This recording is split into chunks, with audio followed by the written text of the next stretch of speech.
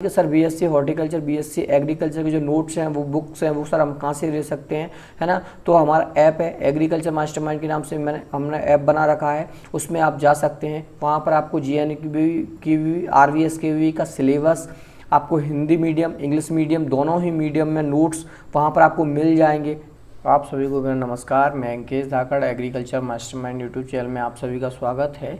तो आज अपन बात करने वाले हैं बीएससी एग्रीकल्चर और बीएससी हॉर्टिकल्चर के जो आपका क्या क्या सब्जेक्ट रहते हैं आपके, है ना, डिग्री में, और उसके बाद क्या आपका सिलेबस रहने वाला है, और आपको नोट्स, बुक, पेपर, ये सारी चीज़ें आपको कैसे उपलब्ध हो सकती हैं और आप कहाँ से प्राप्त कर सकते हैं ये सारी चीज़ें, है ना। और जिन बच्चों का एडमिशन हो गया है और या जिन बच्चों का भी एडमिशन होने के लिए रह गया है, उनके लिए सेकंड राउंड की काउंसलिंग आने वाली है ना। और उसके बाद जो बच्चों का और कुछ बच्चों का रह जाएगा, वो बच्चा अपने चित्रकूट में काउंसलिंग करा सकते हैं। और जैसे ही चित्रकूट की काउंसलिंग या सेकंड राउंड की काउंसलिंग जैसे ही आती है, उसकी अपडेट मैं आप तक पहुंचा दूंगा। इसके लिए हमारा जो चैनल है एग्रीकल्चर मास्टरमाइंड, इसको आप सब्सक्राइब कर लीजिए और वीडियो को लाइक कर दीजिए, है ना। और ये मैंने बहुत मेहनत से आपके लिए बनाया हुआ है, और इसमें कैसे क्या आपका रहने वाला है पूरा सिलेबस, सब्जेक्ट, सारी बातें पर बात करने वाले हैं, है ना।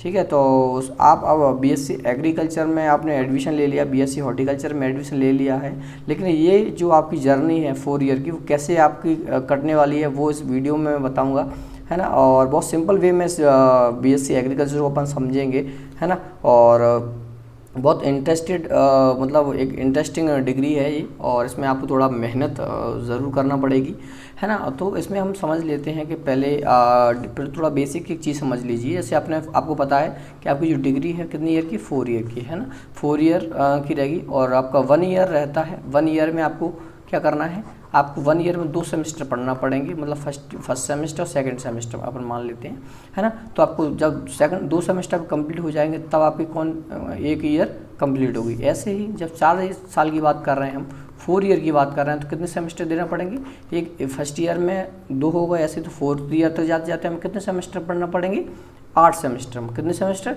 8 सेमेस्टर। तो 8 सेमेस्टर आपको यहाँ पर पढ़ने वाले हैं आप, ठीक है। और 8 सेमेस्टर में से हम सबसे पहला जो आपका सेमेस्टर है, क्योंकि वही आपका सबसे पहले आने वाला है ना। और आपका 1 से 1.5 महीने या 2 महीने बाद आपके एक तरीके से जो एग्ज़ाम है वो आपके आ जाएंगे, इसलिए इस चीज़ को आप इसे समझ लीजिए, है। और आप जो बच्चों को एडमिशन हो गया है या अपग्रेड का कराया हुआ है, वो बच्चे एक तरीके से इन चीज़ों को, जिनके पास अपनी कोचिंग या संस्थान के नोट्स हैं, वो सारे बच्चे उन नोट्सों को संभाल के रख लें, क्योंकि वो डिग्री में आपके काम आने वाले हैं, है ना। और उसके अतिरिक्त जो नोट्स हैं, वो सारे नोट्स मैं आपको प्रोवाइड कराऊंगा, ठीक है। और कहाँ पर मिलेंगे वो अभी अपन बात करने वाले हैं। और इसमें सबसे पहले हम फर्स्ट ईयर फर्स्ट सेमेस्टर की बात करें, तो इसमें ये आपको दिख रहे होंगे फर्स्ट ईयर फर्स्ट सेमेस्टर में, ये आपको जो दिखाई दे रहे हैं वो आपके क्या है, सब्जेक्ट हैं। क्या है, आपके सब्जेक्ट है। मतलब आपको फर्स्ट सेमेस्टर में आपको 10 से 11 सब्जेक्ट आपको यहाँ पर पढ़ना है। अब सब्जेक्ट के नेम क्या है वो भी हम देख लेते हैं। जैसे आपका फंडामेंटल हॉर्टिकल्चर है, fundamental of plant biochemistry and biotechnology है ना। उसके बाद फंडामेंटल ऑफ सॉइल साइंस है, इंट्रोडक्शन टू फॉरेस्ट्री है, उसके बाद हम comprehension and communication skills in English है, उसके बाद फंडामेंटल ऑफ एग्रोनॉमी है, उसके बाद rural sociology and educational psychology है। उसके बाद ये आपके 7 सब्जेक्ट यहाँ तक कंप्लीट हो गए। इसके बाद आपको जो 8वें सब्जेक्ट में आपको एक चीज़ दिखाई दे रही होगी, ABC, मतलब ये कितने सब्जेक्ट हो गए, 3 सब्जेक्ट हो गए ना। इन 3 सब्जेक्ट में से आप एक सब्जेक्ट को छोड़ सकते हो। अब एक सब्जेक्ट आपको मतलब आपको नहीं पढ़ना है। अब एक सब्जेक्ट कौन सा छोड़ेंगे, इसमें से वो कौन से बच्चे किस तरीके से छोड़ते हैं वो आप समझ लीजिए। जैसे ऐसे 3 ग्रुप के बच्चे हमारे जो डिग्री होती है उसको करते हैं। एक होता है मैथ ग्रुप का बच्चा, है ना। उसके बाद एक होता है बायो ग्रुप का बच्चा, एक होता है आपका एग्रीकल्चर ग्रुप का बच्चा, है ना। जो बच्चा एग्रीकल्चर से है वो बच्चा आपका किसको छोड़ देगा, एग्रीकल्चर हेरिटेज, मतलब वो एग्रीकल्चर की जो हेरिटेज सब्जेक्ट है उसको नहीं पढ़ेगा। बाकी इंट्रोडक्टरी बायोलॉजी पढ़ना है उसको, और एलिमेंट्री मैथमेटिक्स पढ़ना है, ठीक है।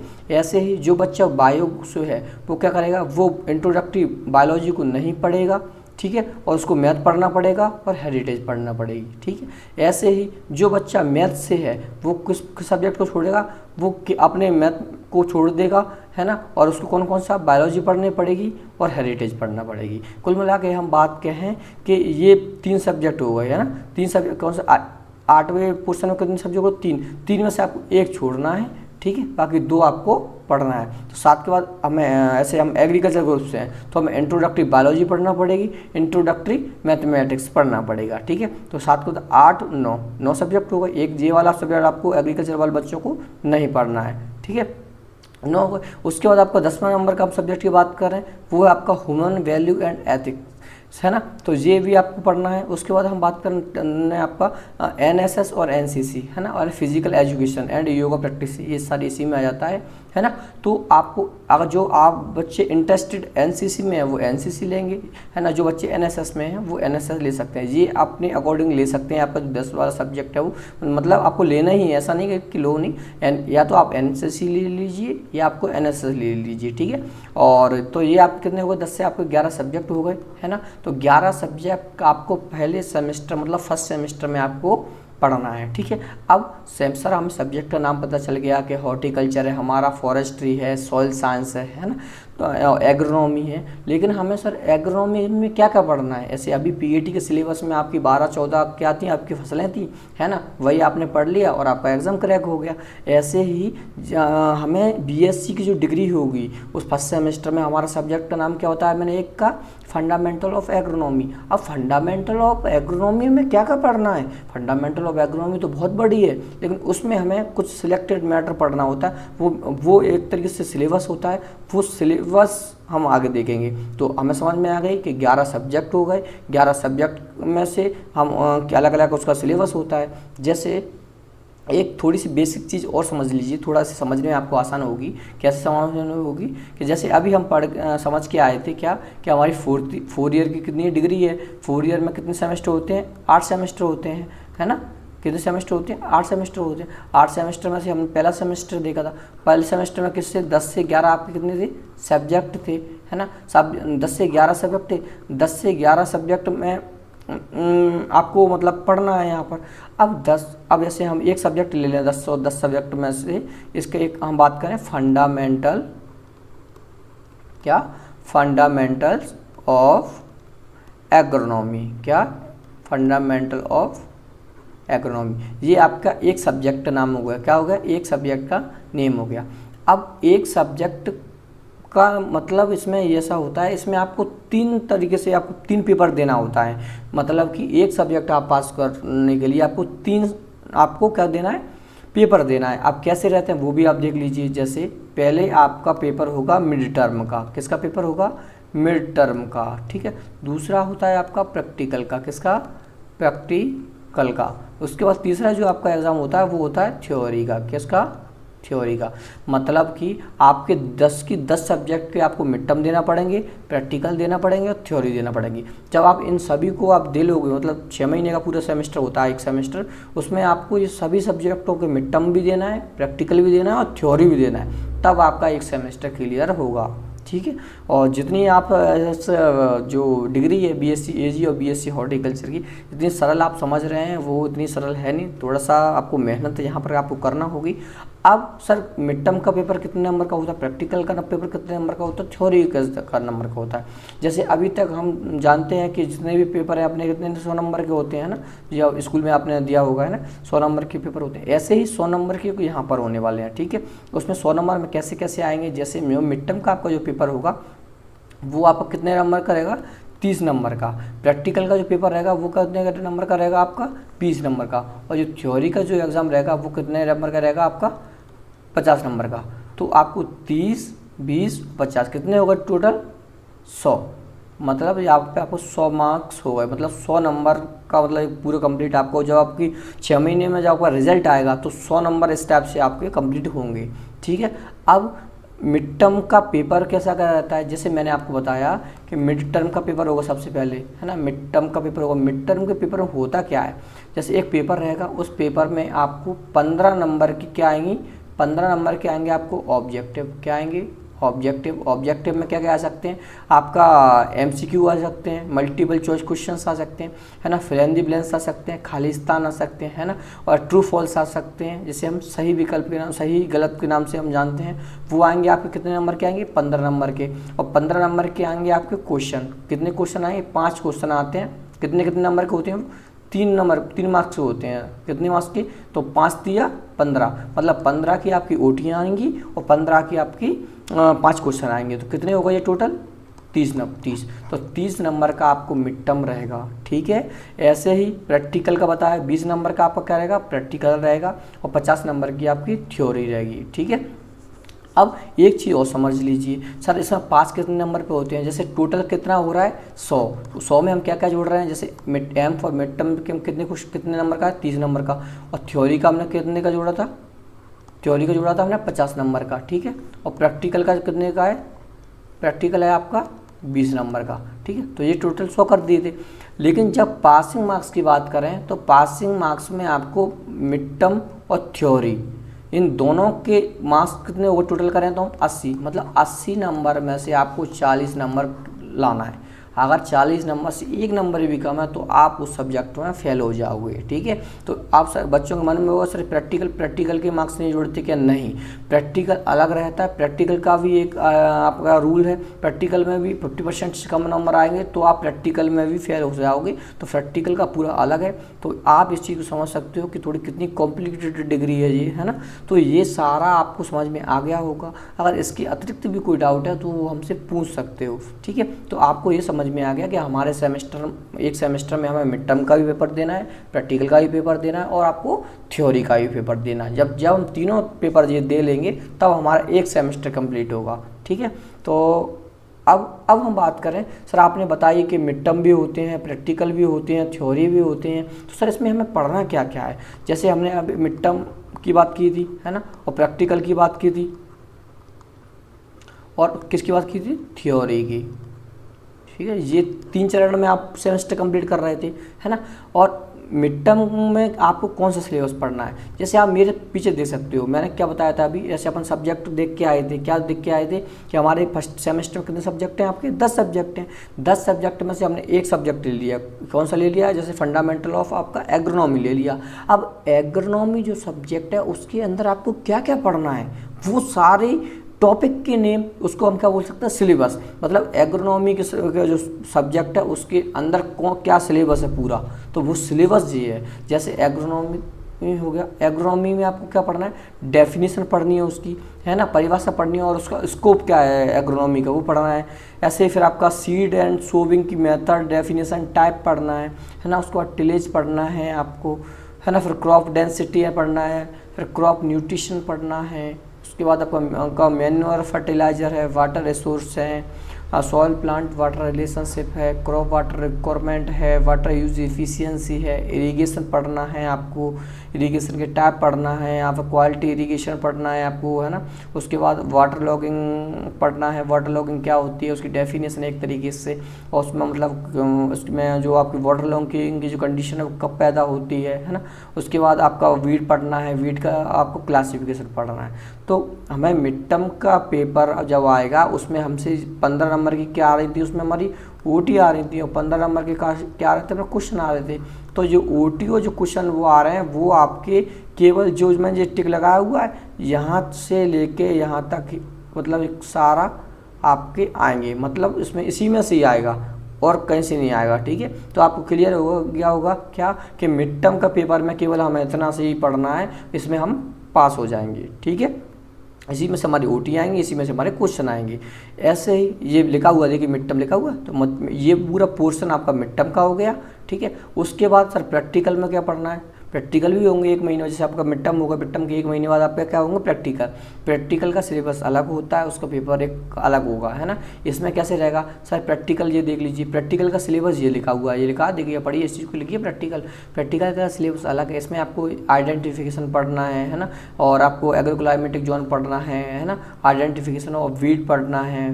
फिर ये मतलब ये पूरा सिलेबस किसका हो गया आपका, प्रैक्टिकल का। मतलब मिड टर्म के पेपर में ये वाला पढ़ना है और प्रैक्टिकल वाले में हमें ये पढ़ना है, ठीक है। लेकिन सर थ्योरी में आपको मिड टर्म का तो पढ़ना ही है, मिड टर्म के साथ जो नीचे मिड टर्म के नीचे एक सिलेबस और दिख रहा होगा आपको, ये वाला सिलेबस दिख रहा है, तो ये आपका एक तरीके से बोल सकते हैं हम थ्योरी वाला सिलेबस ये हो गया। थ्योरी वाला सिलेबस तो पढ़ना ही है, थ्योरी के साथ साथ मिड टर्म भी पढ़ना है। मतलब मिड टर्म और थ्योरी दोनों ही मिला के कब आते हैं, जब आपका लास्ट में जब पेपर होगा 50 नंबर का थ्योरी, उसमें आपका पूरा पूछ लिया जाता है और उसमें आपको जो प्रैक्टिकल वाला सिलेबस है वो नहीं पूछा जाएगा, केवल मिड टर्म और जो थ्योरी का है वो आपको लास्ट में पूछा जाएगा। तो अभी ज़्यादा नहीं सोचना है, अभी तो केवल आपको मिड टर्म पर फोकस रखना है, ठीक है। और उसके बाद हम बात करें बीएससी हॉर्टिकल्चर की। सेम मैंने बीएससी एग्रीकल्चर में बताया है, वही बीएससी हॉर्टिकल्चर में वही आपके मिड टर्म होंगे। तो कितने नंबर के होंगे?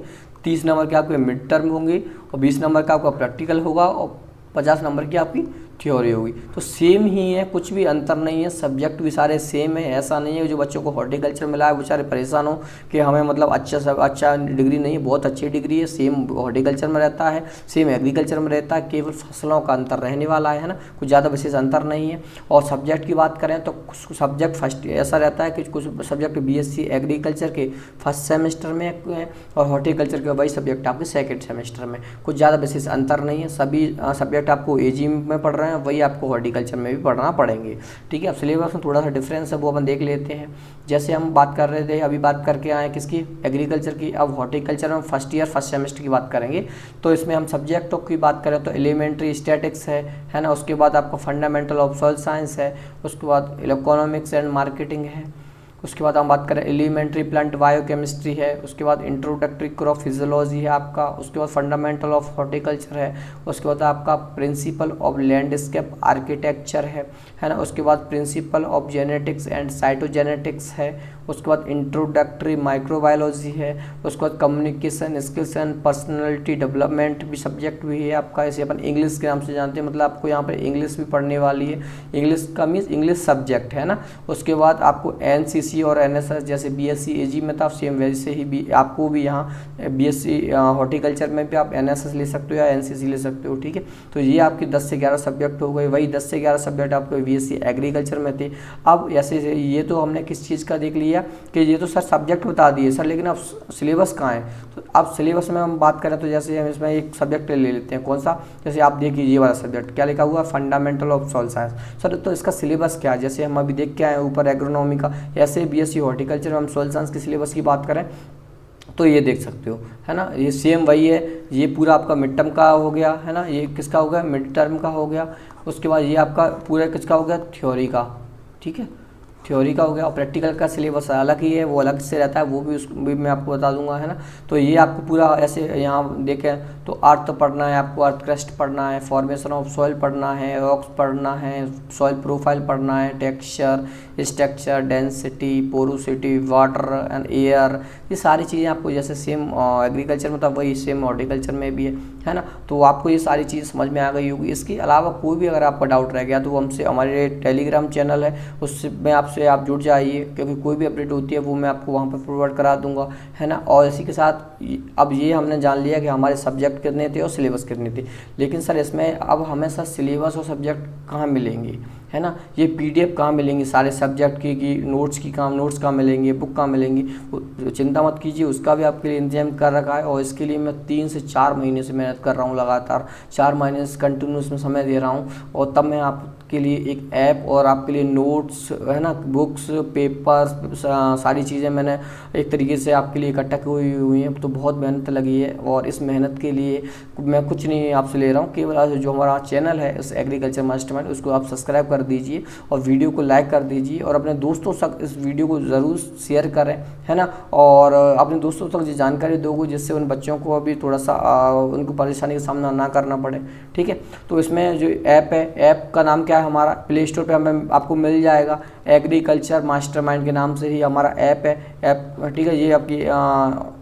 ये आपको प्ले स्टोर में मिल जाएगा, इसको आप डाउनलोड कर लीजिएगा, है ना। और डाउनलोड करने का किस टाइप से डाउनलोड करना है, किस टाइप से नोट्स मिलेंगे, कैसे मिलेंगे, वो सारी मैंने एक वीडियो है वो हमारी डाल दी है, हमारे चैनल पे डली हुई है। तो आप चैनल पे सब्सक्राइब करने के बाद आप अपने हमारे चैनल पे चले जाइए और चैनल पे आपको वीडियो मिल जाएगी। और नहीं तो इस वीडियो की लिंक मैं कहाँ लगा दूंगा, आपकी डिस्क्रिप्शन में लिंक लगा दूंगा, जिससे उस पर क्लिक करके आपको कैसे यूज़ करना है, कैसे आपको नोट्स मिलेंगे, कैसे सारी चीज़ें मिलेंगी वो आपको मैं बता दूंगा, ठीक है। तो ये आपको चीज़ समझ में आ गई होगी। और ये जो भी अभी तक आपके अंदर जो कुछ डाउट थे पढ़ने के प्रति, वो सब वीडियो के माध्यम से कंप्लीट हो गए होंगे। और आपके नोट्स हैं वो सारे जिस भी संस्थान से आप पढ़े हुए हैं उन सभी नोट्सों को संभाल के रखिए, क्योंकि वह नोट्स आपकी पूरी डिग्री में काम आने वाले हैं, ठीक है। और उसके अतिरिक्त बाकी सारे नोट्स हैं वो मैंने हमारे ऐप में प्रोवाइड करा दिए हैं, और दोनों मीडियम में करा दिए हैं, हिंदी मीडियम में भी हैं, इंग्लिश मीडियम में भी है। तो आपको परेशान नहीं होना है, ठीक है। और आप ऐसे ही जुड़े रहिए हमसे, और हम आपके लिए बिल्कुल तत्पर रहेंगे, है ना। और क्लासेस की रही तो अगर होगा तो बीएससी एग्रीकल्चर और बीएससी हॉर्टिकल्चर की जो क्लासेस हैं वो भी हम आपको प्रोवाइड कराने की कोशिश करेंगे, ठीक है। और इतना काफ़ी है आपके लिए, ठीक है। और इसी के साथ धन्यवाद।